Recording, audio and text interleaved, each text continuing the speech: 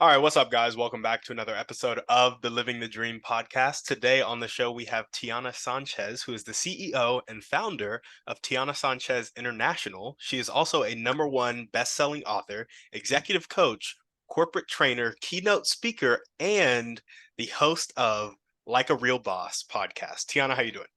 I'm doing fantastic, Timmy. How are you? I am also fantastic. Good to hear that you're doing well.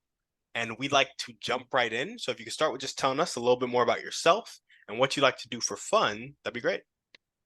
Well, what I like to do, I'll start with what I like to do for fun because I'm an avid kickboxer, and part of that, what I like to do for fun, kind of ties back to when I first started kickboxing. Was I was right in the middle of being laid off. So you talk about kind of they kind of go together, kind of my story a little bit. And so I started off doing that at a time where I was laid off from a job, trying to figure out life, trying to figure out what I was going to do as my next chapter. Up until 2011, I had been working in the corporate space and financial industry and retail, and then all of a sudden, I got the notice you're being laid off, and I had kind of had to figure things out on my own. And so I started a business, started running it, and so I've been doing that successfully for the last 12 years. So we're very proud of that. And as you mentioned, do a whole host of other things. I'm also a mother and a wife of two boys. I'm a boy mom, go boy mom. So that is what I enjoy. And I do enjoy spending time with my kids, but I love kickboxing. What I love to do for fun is sitting out somewhere, beautiful, great landscape, beautiful scenery with a nice glass of something cold in my hand. And we'll just let your imagination go from there. There we go. There we go. And then tell us a little bit more about Tiana Sanchez International. Yeah, so we are an organizational training and development firm here in Southern California. We're also a certified women owned business. And what we believe and what we do is we help organizations one person at a time. So, any people issues, people concerns, people development, we're all about the people side of the business. We know there's the business side of the business, but there's also the human side of the business. So, we like to kind of scoot on over to the human side of the business. And we provide services such as staff development, leadership training. So if you have staff that's looking to upskill or you need better communication, better trust, more efficiency, all that wonderful stuff, we go in and we help organizations do that. We also like to get feedback. So we administer surveys for companies to help them. And then we also do executive coaching, and we specialize in doing some, strategy development as well. So that's kind of the meat of what we do at TSI.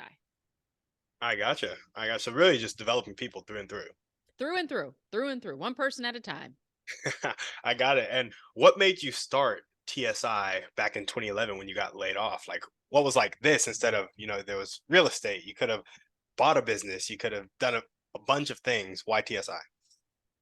Believe it or not, it started because of my career working at a gourmet fast food restaurant called Hot Dog on a Stick. I don't know if your listeners are familiar. Have you ever heard of it, Timmy? I've not. Okay. Have you ever heard of In and Out? Yes. Okay, so hot dog on a stick is like the hot dog version of In and Out. Very simple menu, started almost around the same time, like 2 years apart. And it was based off of this very generic kind of, low key menu. And when I started working at this company, and I'll tell you how that ties into my business of what made me start that, I started at 17 years old. I was still in high school. I was a senior in high school, trying to figure out my life, needed a little job, needed a little extra cash. So I started working at this company. And then about maybe 6, 7 months later, they offered me an opportunity to be a manager. And working at that company truly changed the trajectory of my career and my life, I believe, for the better.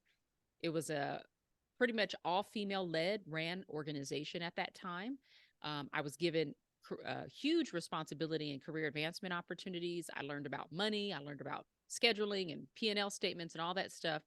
And it just helped set me up for what the possibilities could be. And so when I found myself in 2011 unemployed, I kind of look back on my history. Well, what had I been doing this whole time? And I've been managing, I've been hiring, I've been training. And I said, I wonder if I can do that on my own. And so I decided to take that leap of faith after I was laid off in 2011. I didn't want to work for anybody else. I wanted to see if I had it in me to kind of do it, for myself. I didn't have a template or a blueprint. No one I knew had started a business, but I said, I'm going to start my own business. And I did right around fall 2011. and it has grown tremendously over the years. So what is now the company TSI, it was something totally different back then. I gotcha. I gotcha. And so back then when you started, you were like, I'm just gonna jump in, didn't have any entrepreneurial mentors. I assume you hadn't read a bunch of books about starting businesses. And so what was that? What were those initial months like generating leads and closing sales to get the business off the ground? I was literally at the intersection of excitement and uncertainty. So I don't know if anybody's ever been there, but you're excited about the possibility. Like there all these possibilities were, running around in my head. I was ambitious, probably too much so, but very ambitious. But I had never been in business before. I didn't really have a model. I was a young Black woman, no capital, no seed money, just savings account, just my grit and what I grew up on, just good school of knowledge, for the most part, non-degreed, did not have any formal, education outside of high school for the most part.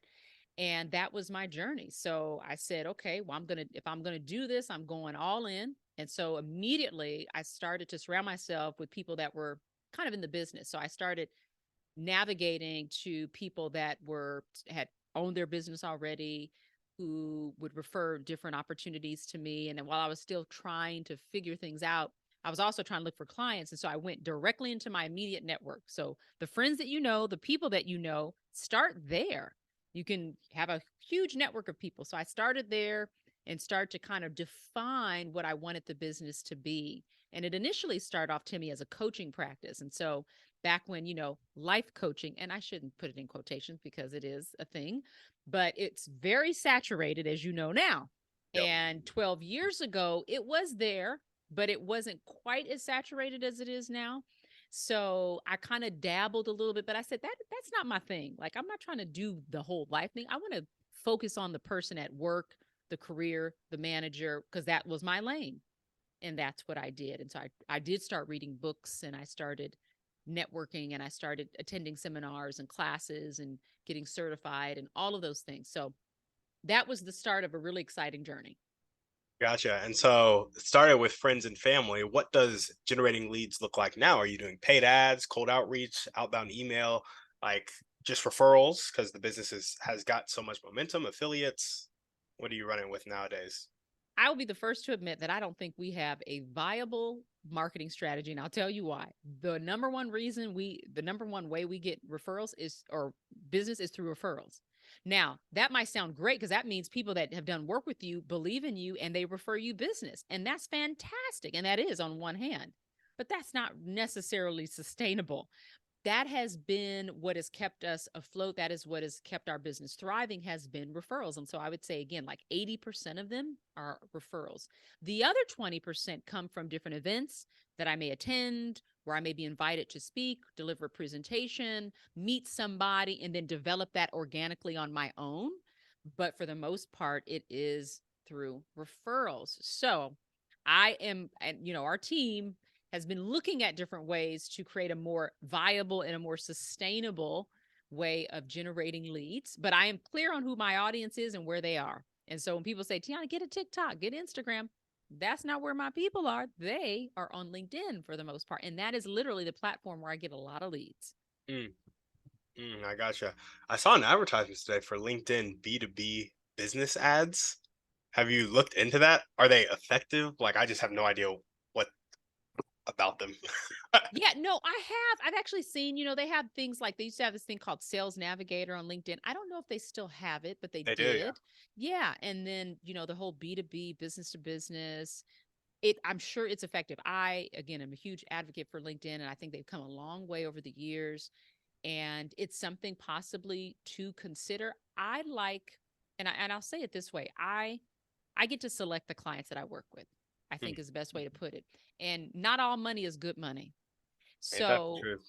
when I find a client where our values align, where you're coachable, where I can say something to you, you're not immediately defensive, you're not immediately trying to excuse away something that I've identified. That's the kind of person I want to work with. It's okay if you've failed and had some experiences of failure, or you're not perfect, but if you are receptive and you're willing to do the work, that's the kind of organization that I want to work with. And so I'd say as much as they're interviewing me or hiring me, I'm hiring them at the same time. And so when you cast a wide net, you never know who you're going to get in. And so you kind of have to have a weed out process for folks. It's like, well, I don't know. It's like sifting, right? When you Yeah, sift through stuff, you keep the good stuff and the other stuff goes away. It's like I need to be in control of that sifting. And so I'm still trying to figure out the best way to do that because I do want to expand and continue to reach more people, but I do want to make sure that we are aligned in some of the work in our integrity and our values. I gotcha. And when you're getting clients, do you ever reach the employee and the employee recommends it to the boss, or are you always reaching that kind of C-suite director, VP level? Usually, Timmy, for the most part, it's that director level, someone maybe in HR. Human resources is usually my group of folks. They're my kinfolk. They usually are the group that I connect with, and they tend to refer here and there. Someone maybe at another organization will refer, things like that. Seldom will I come across an employee. Sometimes I will, but then there's not really that much follow through from the I got employee level. So sometimes I'll even ask them, say, hey, well, maybe you can introduce me to someone I can talk to, or or when I meet with them, I'll ask them, well, who's your boss? Maybe I can schedule some time to talk with them. And if they do that, then that might take the conversation in a different direction. But usually it's those director levels and above. I gotcha. I gotcha. Well, tell us a bit more about your motivation. What really gets you up and keeps you going every day? What keeps me going every day, motivation is, I think I have very strong faith. I enjoy the work that I do. I think I got a good 8 years left. And I say that like I'm old, but I'm saying 8 years doing what I'm doing. I think it's funny because you say motivation, because I do think motivation takes a big part of motive and action. And, Mm, you kind of put those two words together, add the letter C, you kind of figure it out. And, motivation's in there somewhere, or remove C, and then you get motivation. But there has to be a motive and a purpose and an intention. And I think I'm blessed to just wake up every day in an environment where I have a roof over my head. I can drink water out of my, fridge. I have food in the house. So I'm just blessed each and every day. I think just getting up and knowing that there's possibility in the day. There's something new to explore. There's people to serve. And I know it may sound fluffy, but it truly is something. I'm old enough to have lived a little bit, and I figured out that that is truly a motivation. I have two boys, and so I enjoy seeing them come into their own and figuring out life. And I'm so glad I'm where I am today. And I'm not, you have to go to school, you have to get a degree, you have to do this, and let them really figure out what they want to be and who they want to be. And I think I only got there because I'm an entrepreneur, and that process is very different. So those are some of the things that I enjoy, that motivate me. I gotcha. I gotcha. In my head, nobody in California has faith. It's so Has bad. aged, you said? No, has faith. Like nobody is Oh, like has religious in California. Um, You've met one now. I have.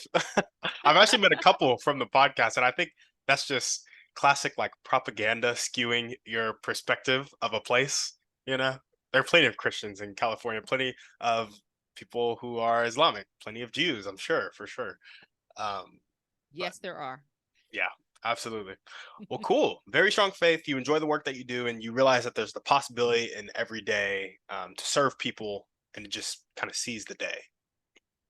That truly is it. I think it's simple, simply stated. I don't complicate things. My life is pretty much, I wake up pretty early. I spend some time. I have usually my habits. I'm reading this book right now, Timmy. It's called Atomic Habits. So many Great people book. recommended this book. Have you read it? Oh yeah. Okay, so I'm like halfway in, so no spillers, no spoilers. So I'm loving this, but I'm get up in the morning. I spend 15 minutes in my devotional, whether it's prayer, whether it's reading, whatever. I get up, I do my 3 miles, which is walk or a slight light jog in my neighborhood. I come back, then I check email. So I typically don't like to check emails. I've been pretty good at doing that. Let's say 95% of the time. Uh, I don't check my emails before I do those two things. I do my work, I take my breaks, I carve them out on my phone. It gives me my notifications, and I go to bed at 8:30. That is my goal, and that has kept me, I think, feeling great, looking great. I'm also, in our family, we're vegans, we're plant based, so like this morning, I squeezed some fresh grape juice. I had a taste for it yesterday, so my husband went to the store, grabbed me some grapefruit juice, and it was so delicious. I had it this morning. So these are just the things. These are simple joys of life. Doesn't have to overcomplicate things for me. So You go to sleep at 8:30 every night. 8:30, yes. And you would not be the first to make fun of me because my friends, close friends, all know that I go to bed at 8:30. And so they will even tell me, like, "Ooh, I looked at my clock and it was 8:40." And I said, "Ooh, Tiana's probably sleeping." Yes, I probably am. Occasionally I will live a little risque and I will stay up till maybe 9 or 9:30. But for the most part, I'm in bed at 8:30. Yeah. But on the weekends I splurge a little bit. So Splurge till 9:30 on the weekends. yeah, got that good movie, date night with the hubby, things like that. I make And exceptions for sure. and what time are you waking up when you go to sleep at 8:30? So my alarm goes off at 6 a.m. And that's if I've had a good restful sleep. Sometimes, my mind is always working. I think of ideas. And so sometimes I don't always sleep great. On another night, it might be like 5:30, but for the most part, it's 6 o'clock in the morning. That's that good sleep. You're getting like 9.5 hours, 9 hours. If I'm rested, yes. Sometimes you wake up in the middle of the night. I'm not going to say my age, but I'm of the age where you might have a couple of middle of the night wake up calls to the restroom, that kind of thing. I'm at that age. But Yeah, otherwise, it is a pretty good sleep. Yes. that's funny because I'm 24 today. Actually, today is my birthday. Well, happy Uh, birthday. thank you. And I wake up in the middle of the night. I have to go to the bathroom all the Okay. See, time. So there you go.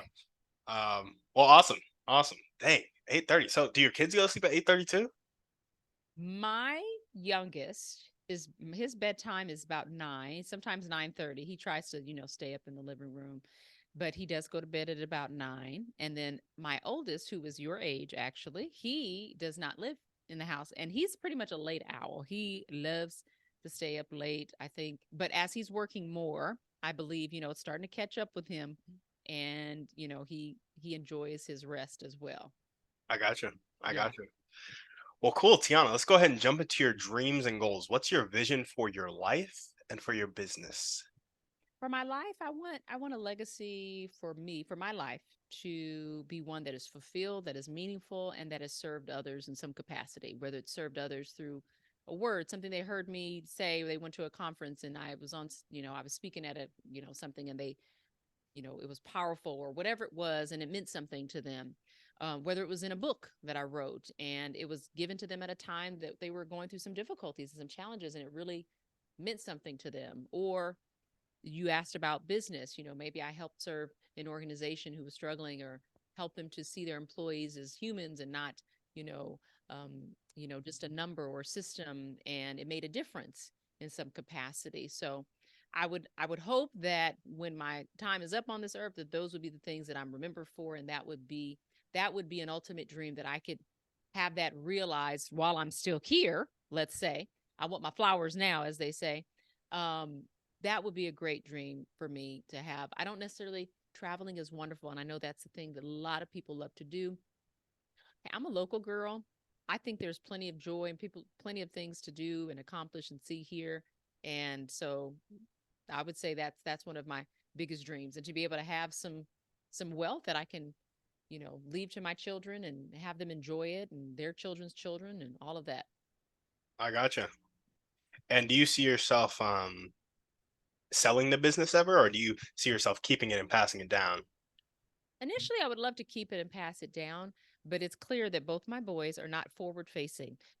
So to do what I do has to be forward facing, client facing, and they're both behind the scene kind of folks. And I so got you. I'm like, not sure that this would be something to leave behind, but I am looking at another, chapter after this. So I said I've given myself kind of 8 years where I probably want to start slowing down doing what I'm doing. I think I have a good 8 years to keep up the pace of the work that I do, because it is a lot of work when you speak and present and talk for a living. This is your money maker.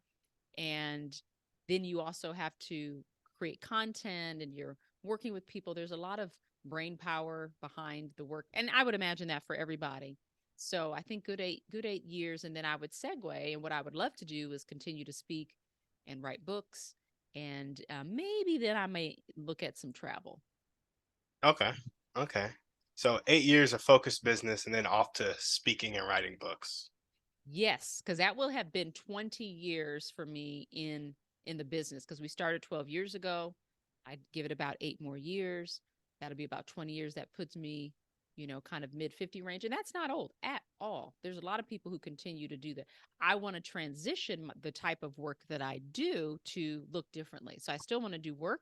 It's just going to look a little differently, I think, at that point. So I need to, my dream, if we're still talking about that, is to also have been responsible enough and stewarded my funds in a way that would have allowed me to save and invest and take care of the financial side so that I can do what I want to do in the next 8 years while also helping my children live their lives. I gotcha. I gotcha. And so right now we got legacy for your life that is fulfilled, meaningful, and serves others. That's one dream. Have some wealth to leave to your children. 8 years of focused work, then off to speaking and writing books, and then stewarded your funds well enough that in that 8 years you're financially free to do what you want to do and help your children live their life. You got it all. I gotcha. And so what is that number in a monthly cash flow or a lump sum that you need in that 8 years to be able to live your life how you want to and then also help your children? I'm going to have to get back to you on that one. So I don't have a number necessarily, a dollar amount. I have the time frame. I have what I want, let's say, to have saved for my children to be able to maybe have a down payment on a house or something like that. And then what would be comfortable for me at that time frame? Because I would still be working. I'm just changing the type of work that I'm doing. In fact, I imagine I would make more for me. That's how I see it, because I would still be selling books, writing books, doing some speaking, and things like that. And perhaps it could even look like another venture opportunity. I'm not sure. So I have to get back to you on the number. I gotcha. So it's less of a monthly cash flow number and more of a like, I want this much saved up for my kids and maybe a little bit of income on the side for me, but ultimately you see your income increasing even though the work has changed. So you'll be set.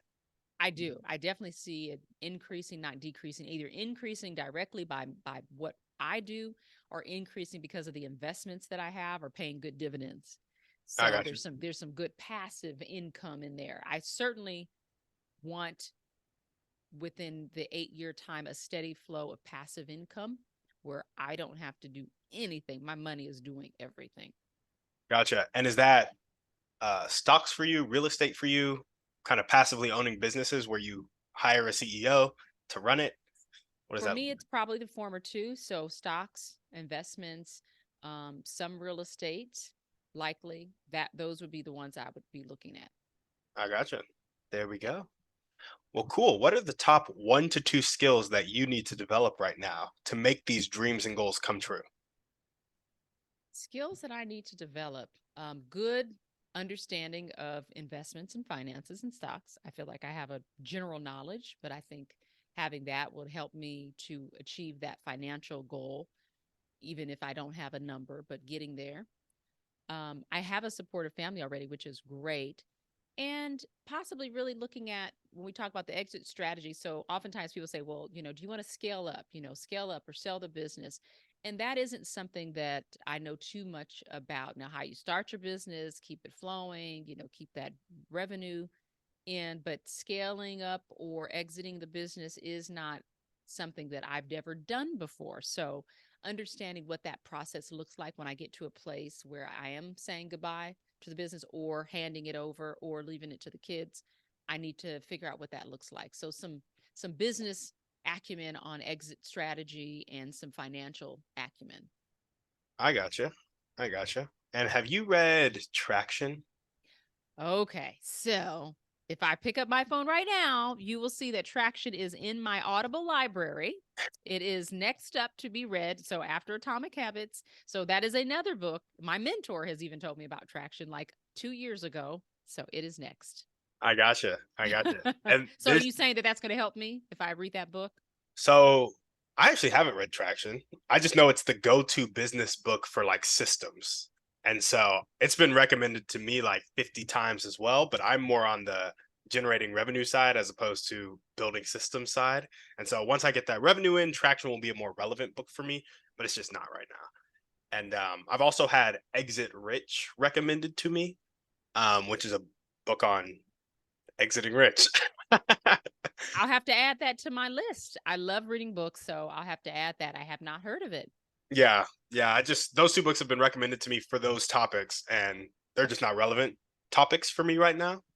But when they are, those are the books I'll be reading. So, I hear you. well, cool. What are the highest impact daily actions that are going to tick the needle forward towards your dreams and goals? Daily actions. When I get to that investment point, like really getting into it, checking, stocks, checking the investments that I have, making moves, being strategic about those decisions, that's important. So again, creating the habit of making that a priority for sure. I think another thing that could be something that could tick the needle forward when I think about the business acumen in terms of that kind of scaling or exiting is maybe again start today by looking at some of the things that I can do, whether it is putting some systems in place or reading a book and doing something, slow and steady. It's not urgent. It's something that's happening tomorrow or even next year. I still have some time, but I think just a little bit of information now and seeing how I can apply it is certainly helpful. And I would love to involve my kids in somewhere in this process so that they can understand whether it's financial investments, whether it's, hey, maybe they want to own a business. In fact, my son does have a business. He has a co-partner and they've been doing work and they've been building it for several years now. And so it's really cool to see him, all of what they're doing come to fruition, but bringing them into the process so they understand as well what's going on. So that certainly would help because that will help me reach my dream about making sure they're left with more than, whether it's finances or just education and information. So, Yeah, yeah. I gotcha. That's really cool. yeah. Um, so the habit on strategic investing, and then the information on scaling, so you can bring your kids into the fold, right? Yes, I would love to do that. There we go. There we go. Have you ever what was I gonna ask? Oh, have you ever heard of infinite banking? Infinite, what was the second word? Banking. Infinite banking. No, I have not. Gotcha. There was this dude on my podcast who talked about it as a way, as a wealth driver. There are definitely split opinions on it. Like Dave Ramsey hates it, thinks it's a scam, and Okay. then there are a lot of wealthy people who use it to supercharge their compounding and supercharge their finances. And after the show, remind me to send you that podcast episode so you can get a picture of it yourself. I'm not going to try to explain it because I'll probably mess it up, but it's like 50 minutes of us going through infinite banking, and it sounded pretty legit to me. And the Rockefellers do it, so must have some validity. I will check it out. I do a lot of driving and so I love to listen to podcasts. I have my favorites and so I can kind of plug in that episode and see what it's about. I'm open to hearing new information. I tend to be a creature of habit. I tend to be loyal to the things that I know and that can be good and bad. So, but I will check it out. Yeah, yeah, for sure. What character trait do you most need to develop right now to make your dream life come true? Well, I feel I'm resilient. I feel I have the desire and the fervor to do those things. The book that I'm reading, which is about the habits, I think developing those habits, and maybe it's because I'm reading the book, but that is certainly a trait that is not ingrained. I am a creature of order. I love order. And I think that relates to habits. So, but I think developing, again, a better system, and I'm learning that through reading the book. One of my words, you know how you pick a word every year for like New Year's or what have you. Years Hmm. back, one of my words was flexibility because was so I am an orderly person and organized and I like things a certain way. Some people call that control. I don't know if that's what it is, but I like things to be a certain way. And so I said, okay, you need to practice flexibility, young lady, because that is an area where if things are out of your control and they don't go a certain way, can you adjust and adapt and figure it out? And I feel like I can. However, there are moments where maybe that old Tiana starts to creep in. So just maybe picking up, bringing back more flexibility and adapting because thing changes. all the time. Things always change. And so just knowing that nothing is going to stay the same. And I'm a person of habit and loyalty. So just constantly reminding myself that I need to flex and adapt. Mm, gotcha. Flexibility. And if there were one or two people you could meet right now, this could be a specific person or a type of person, and they'd really help you take that next step towards your dreams and goals. Who would they be, and how would they help you? Well, I feel like I met one already. Well, not personally, but I feel like I met one on the financial side recently. I won't mention the person's name, but it was someone that I had been looking into a couple of years, followed on LinkedIn, and recently got connected. And so I believe that part of it is definitely going to help me. On the business side, kind of the scaling and the exit strategy, I would have to, I don't know who I would want to meet for the business side of the business yet, thinking about who would help me in that area. There's some really cool people. I mean, maybe it's the author of Traction. I don't know. It Yeah. could be a whole host of people. You know who I do really like Hmm. is Guy Raz on How I Built This, which happens to be my favorite podcast. Yep. But not that he would be someone to help, but I think he'd be really cool to meet, actually. I gotcha. I gotcha. And do you think he would be able to help you kind of think about how you build your business, or just a cool intro to have? He asks really great questions on his podcast. Hmm. I don't know exactly what he does, but he is just, it's the coolest podcast ever. I love it. And I just think he'd be a cool person to meet and talk to and have a great conversation with. Yeah. Can you think of a really good question you've heard him ask before, or is it just in general his questions hit? In general, his questions hit really good. I feel like he does extensive research on the guests that he has on his show. If he does it and he's a fly by the seat kind of interviewer, I would be thoroughly impressed. But I just feel like they're all very poignant, very targeted to the specific person. And and it just makes the interview so good. I don't know. There's not one particular question I can think of. Yeah, I gotcha. There we go. Well, now we're gonna jump into our thriving three. First Okay. question: what's your favorite book, movie, or podcast? Pick one. Well, see, now I told you already my favorite podcast, How I Built This with Guy Raz. There we go. There we go. How long have you been listening to that one? Probably a couple of years.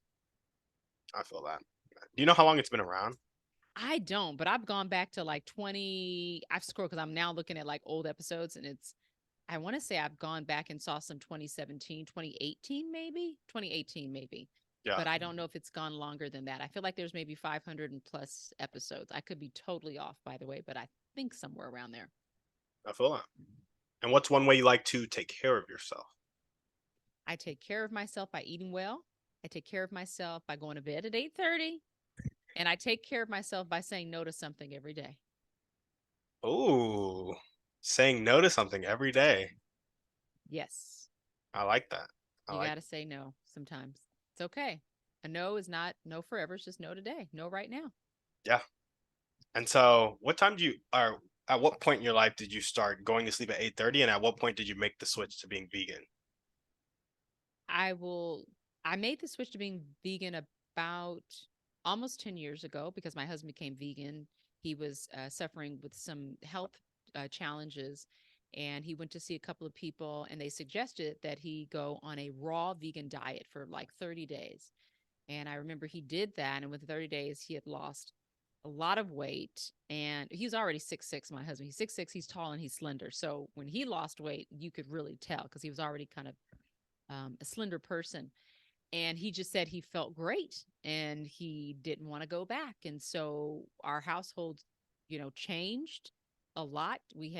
I was making three different type of meals in the household. I was making vegan, I was fish, and my oldest son was still eating meat, and so making different types of meals in the household. So that was about 10 years ago. And then what was the other question? When you decided to start going to sleep at 8:30. That probably happened within the last 5 years. I can't say specifically when, but I know within the last 5 years. And I think it was a conscious decision because I just started feeling like I needed more rest, like I wasn't getting enough good sleep. And then you just get older and friends aren't calling you anymore. Hey, you want to go out? And then it's like, oh, you got nothing to do. Okay, well, I guess I can go to sleep. So Yeah. you just started switching up the habits and well, yeah, I guess I'll go to school. I kind of like this going to sleep at 8:30. Then you just figure it out and everything works around it, and literally that's what happens. So I think about maybe within the last 5 years, so although I think it could have been earlier than that. Yeah, I got you. I've been noticing that. I'm like, what do people do with their evenings when they're not like going out? You can watch TV, but it's like, is watching TV really what you want to do right now? Like, I switch it up. I love a good show, but I can cut it off. I love to binge if it's a series, but then once I'm done, I'm finished with it. I'll walk around or I'll get on the phone. I love calling, talking to actual people, and texting is okay. It's fine, but I like to talk to people too. hmm, So, I switch it up. I kind of mix it up. I got a little buffet of all kinds of stuff. yeah, I got you. I got you. Yeah, for me, a lot of it's just been I'll be thinking about business. I'll just be it'll be the evening time. I'm like, okay, I could watch TV right now, but like thinking about business would go so much further for the rest of my life, especially right now at this critical junction, like pre-kids but married. It's like when you have kids, stuff starts getting a little bit crazier. You gotta start getting a little bit more disciplined and um, And creative. yeah, exactly. So Well, and ideas sometimes come at night and in the morning. For me, those are my best two times. So I have to have my phone or a notepad near me at all times because I'm laying down and it's quiet, and that's when I get to think. yeah, And so at night, thoughts come, and in the morning, thoughts come. You ever think, oh, I'm going to remember this in the morning? You never do. So you better write it down or you better record it. I've lost many of what I consider to be great ideas that are lost out forever in the ether because I did not write them down and I did not record them. So I make sure to do that. But my routine is when I go to bed at 8:30, I also have night like quiet music to help me, because if I don't have that music for me to focus on, my mind goes all over the place because I'm like you, I'm thinking of different things, of creative ideas or just whatever. So I have to have music to help me go to sleep, to quiet the thoughts so that I can have good rest. yeah, I gotcha. I gotcha. Well, what is one action step you can take right now or continue to take if you're already doing it to meet Guy Raz? I don't I what is an action that I can take? Simply then look. I probably would First thing I probably do might be go to LinkedIn and kind of see who his connections are if he's active on LinkedIn. I would probably then maybe go to the Goog and see what they have on him and maybe how to get, because it's a small world, and we're only, what is it, 6 degrees of separation? It's probably three, depending on where you live. Yeah. And then maybe make some kind of an outreach. I don't think I'm ready to be a guest on his show just yet. If you listen to the show, I may not, and this is no diss to me. However, there's some really cool established folks on that show that I feel like they have a criteria. So not that I'd be meeting him to be a guest, but just because I think he'd be really cool. That's Mm, probably where I would start. there we go. Sounds like a whole plan, honestly. Yeah, just put it together now. There we go. Well, cool. We got our final section of the podcast here, and it can get a bit personal. So if you want to pass on any of the questions, just say the words, pass, and we'll keep on moving. What is one limiting belief that continues to pop up in your life, if any? I don't know that it's a limiting belief, but it's the thought of comparison, comparing yourself Mm. to other people, that rears its ugly head every once in a while. What does it? What does the thought of comparison tend to produce on a belief level for you? Not that it doesn't produce a belief that I can't do Resonate with? it, Gotcha. that I'm not worthy.